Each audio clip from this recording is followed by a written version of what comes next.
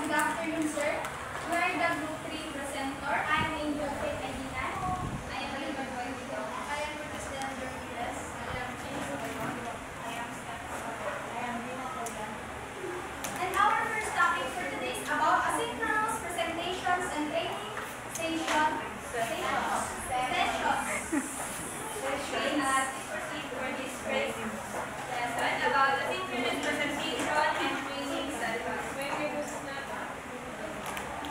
So, asynchronous training allows learners to access content at their own pace. And this is the real-time interaction required, and it is common formats are recorded lectures, narrated slides, online modules. So, yung asynchronous, alam naman po natin yun, di ba? Ito ay mostly na nagamit or naging popular noong time ng pandemic kagaya ng sinabi kanina ni Anne Margaret. So, yung asynchronous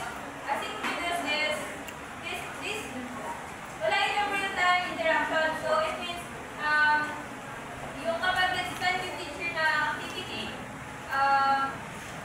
hindi nakabantay yung teacher like hindi siya live. And asynchronous is not in one place na nagaganap kasi nga it is online.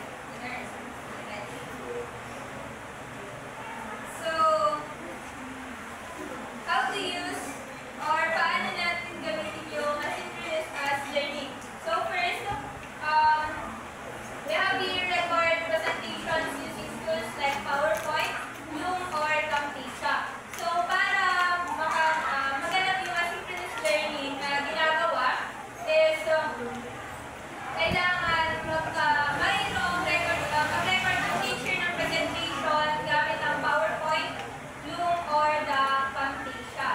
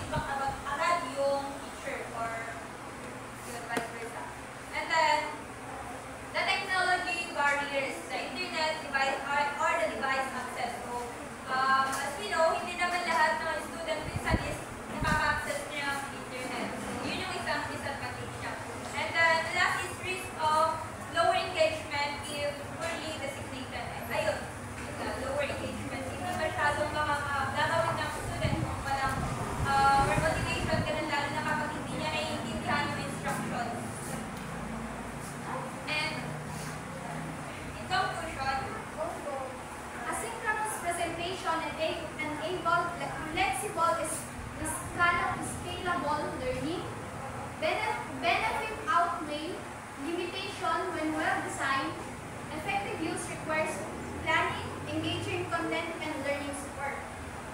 Always remember na ang asynchronous presentation ay isang uri ito ng pagtuturo o paglalahad na kung saan hindi kinakailangan dito ng real-time interaction. Ang next is social networking site for professional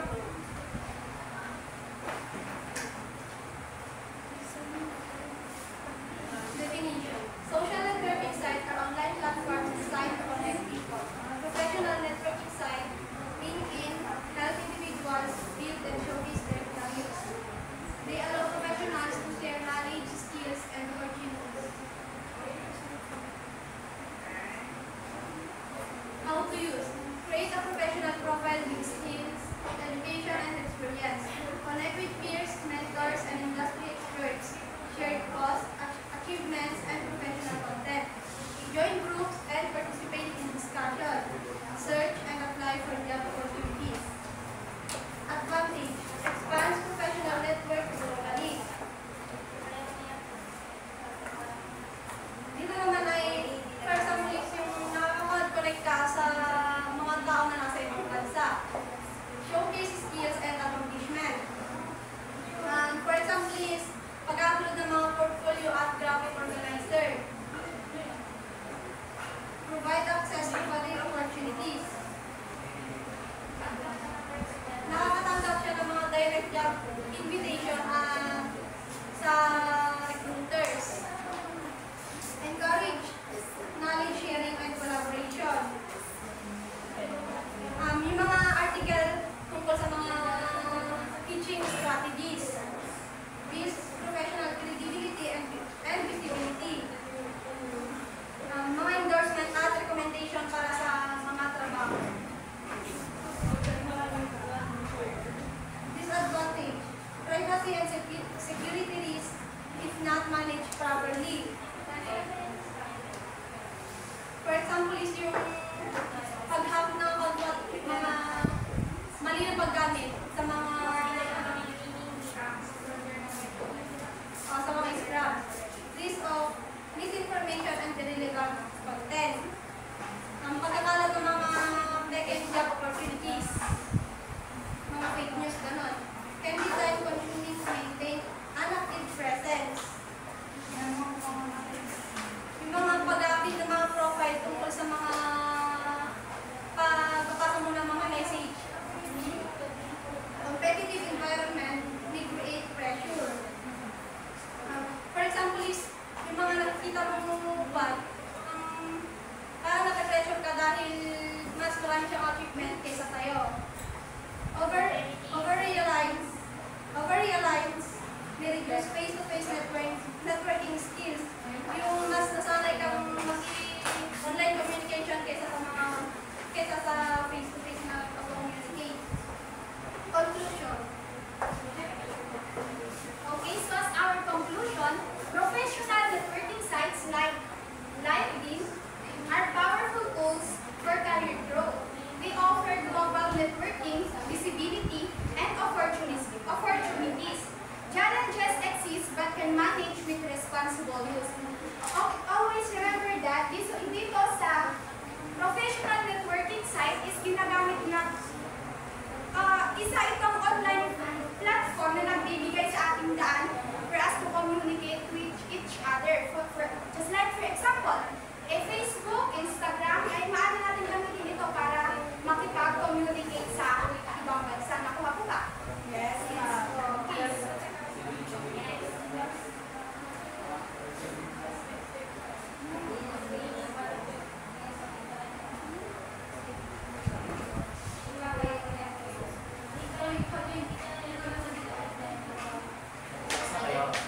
Tapos na kaya?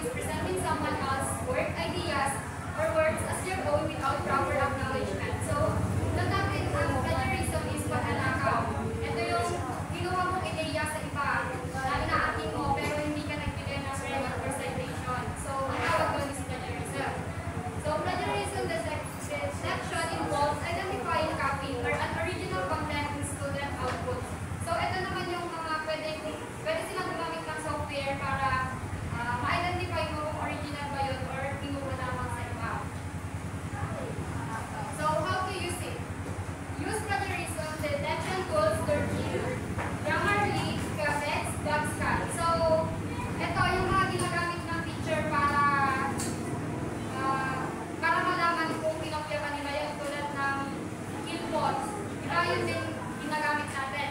Upload.base student works for analysis. So, ang ginagawa nila dito is, pinitrace lang nila tapos malalaman mo na kung ilang percent yung kinopya nila. So, review similarity reports for copied or unparents text. And the next, educate student on proper citations and references. Advantage. So, ensures academic honesty and integrity. So, dito nalalaman yung pagiging honest ng mga student. Protects intellectual property. So, dito, syempre, protect din niya yung may original, yung may-ari. Promotes originality and critical thinking. So, dito, yung mga student hindi kaya din na mag-isip ng critical thinking. Provides quick and efficient detection. So, mas nakapadali i-identify kung plagiarism, kung kinopya ba yun. Thus, help educators give constructive feedback. So, nakakatulong to sa mga guro para magbigay ng feedback. Disadvantages. Some tools may be false positive. So, dito naman is, pwede silang magkamali. Kumbaga, pinis nila akala yung lalabas ay kinopya pero hindi naman pala. Subscription cost for advanced tools. So, dito naman yung mga iba binabayaran din yung mga ginagamit na gano'n. Plus, limited ability to detect ng digital plagiarism. So, dito naman, limited lang, hindi lahat na-identify tulad ng hard copy. Students may over-rely on tools instead of learning proper citation. So, dito naman yung mga student pwede na umasa na lang, hindi na sila gagawa ng sarili nila. Privacy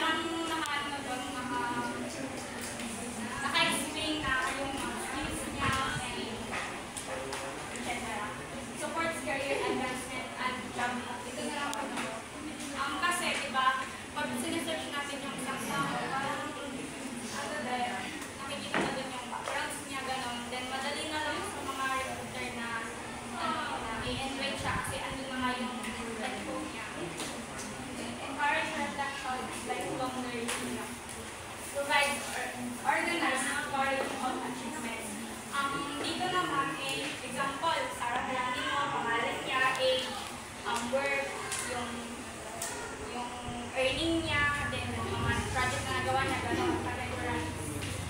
Studying is good. Disadvantage, requires personal literacy and time reading, very outdated or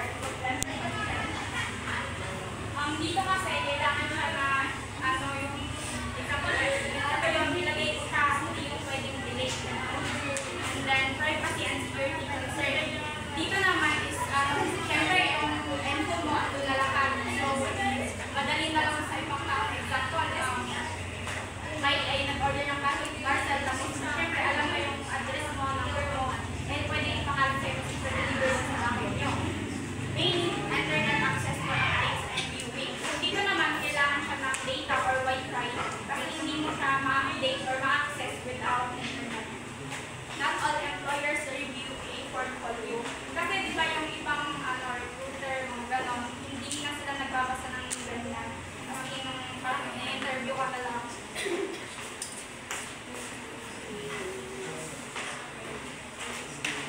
Okay, as our conclusion, a digital portfolio is a valuable tool for professional growth. When used effectively, it highlights skills and achievements. Regular updates and proper design ensure maximum benefits. Ito naman ay isang collection ng mga digital documents or file. Ito ay karaniwang ginagamit sa larangan ng edukasyon, profesyon,